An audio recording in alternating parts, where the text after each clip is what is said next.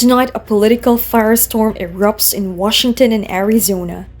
A newly elected Latina Democrat, Adelita Graava, is being blocked from being sworn into Congress, despite winning her race 2 weeks ago by a landslide. Why? Because her signature would be the crucial 218th vote, forcing the release of Jeffrey Epstein's secret files.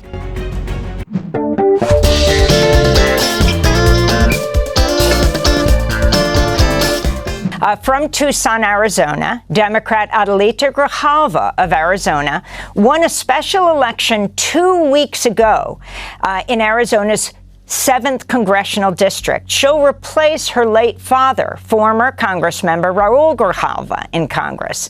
After she's sworn in, Graava is expected to become the 218th vote needed to force the Justice Department to release more of its files on the convicted sex offender Jeffrey Epstein. On Tuesday, CNN's Manu Raju questioned House Speaker Mike Johnson about why she hasn't been sworn in.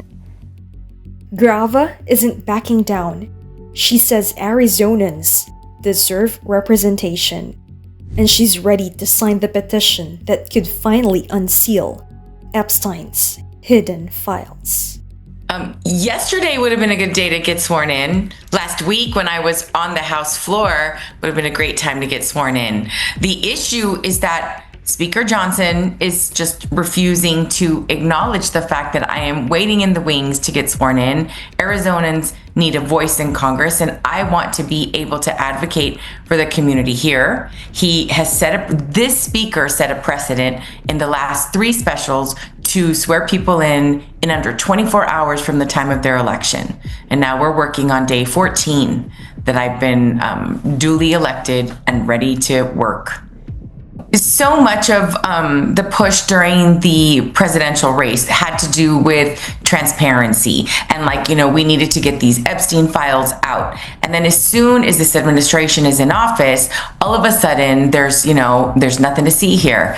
And the American people want to know what is in those files, who's implicated, and the victims need an opportunity for justice and a voice. And they will be at the Capitol today, many of the victims talking about why it's important for them to be able to be seen and those that perpetrated crimes to have consequences.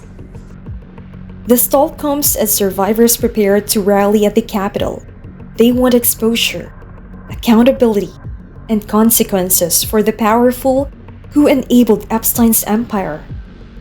Adelita was going to be sworn in on Tuesday, was going to be the 218th signature. And what happened? Well, they didn't want that. They knew that if she was sworn in, that we would then trigger a vote. You would have a vote within 7 legislative days. The survivors were coming on the Capitol. That would get national attention again. And the reality is you'd probably have 50 to 60 Republicans on the floor vote for the full release of the files.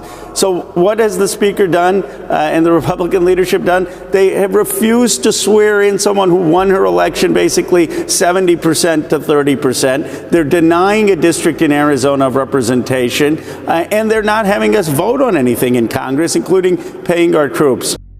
Graava's father, Raul Graava, was a progressive giant in Arizona politics. Now his daughter is stepping into the same fight. Transparency, immigrant rights, education, and inclusion. But until she takes her oath, her district has no voice. What he meant to you and to the people of Arizona, especially the border region around Tucson? Well, my dad was an unapologetic progressive and voice for Southern Arizona. He was the conscience of many communities, indigenous, migrant, working families, our environment, those that cannot speak for themselves, had a voice with my father. And so much of what he did and the advocacy that he pushed for was about transparency and about standing up for those who can't. And so this administration is just ignoring the will of the people in general, sending in troops into communities that are not asking for the assistance, just completely trampling our rights. And this oath is incredibly important.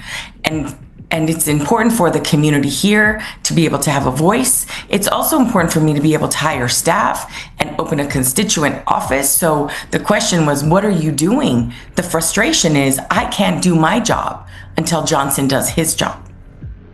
Meanwhile, Trump's administration is escalating raids, National Guard deployments, and attacks on press freedom. Critics warn this is an assault on democracy itself. They're unconstitutional, but they're also cruel. I mean, when you're looking at raids that are parading on the streets half-naked children, when you have raids that are separating kids, snatching them away from their mothers, when you have the harassment of not just women and children, but American citizens, the American people have been horrified. It's been the largest assault on the freedom of the press in modern history. It's why independent media like yours is so very important at this time. You have a dangerous consolidation of the media. You have them literally having rich billionaires buy up CBS. We all need to be standing up and speaking out for freedom of speech and freedom of the press. In Arizona and across America, the fight isn't just about one swearing in. It's about power, justice, and the future of freedom itself.